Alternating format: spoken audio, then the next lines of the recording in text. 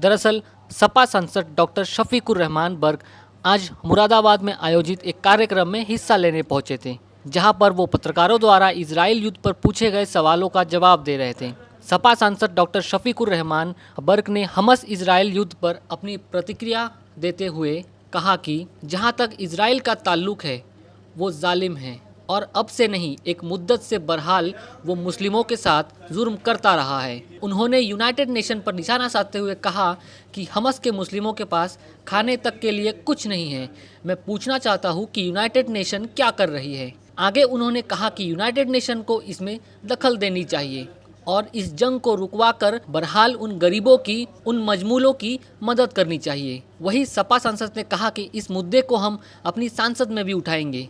हम हिंदुस्तानी हैं और हमारा रूहानी ताल्लुक अपनी कौम से है। उनके लिए अल्लाह से दुआ करने से हमें कोई नहीं रोक सकता। जहाँ तक इसराइल का ताल्लुक है वो जालिम है और अब से नहीं एक मुद्दत से बहरहाल वो मुसलमानों के साथ जुल्म कर रहे हैं और किया है। तो ये तो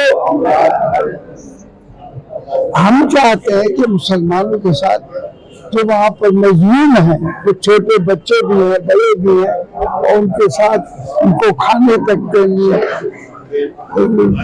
जगह नहीं है, कुछ नहीं है।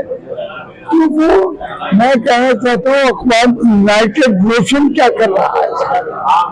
यूनाइटेड नेशन को इसमें दखल देना चाहिए और इस जंग को रुकवाकर और बाहर उन गरीबों की, उन मजलूमों की मदद करनी चाहिए।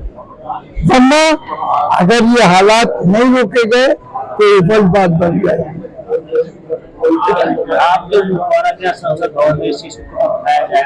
नहीं, बिल्कुल उठाएंगे। ये तो देखिए, मुल्क हम हिंदुस्तान के हिंदुस्तानी हैं, लेकिन हमारा रूहानी ताल्लुक अपनी कौम से है। तो उनके लिए हमारे दुआ करने से उनके लिए कि अल्लाह ताला उनकी मदद करे, मैं कोई नहीं रोक सकता।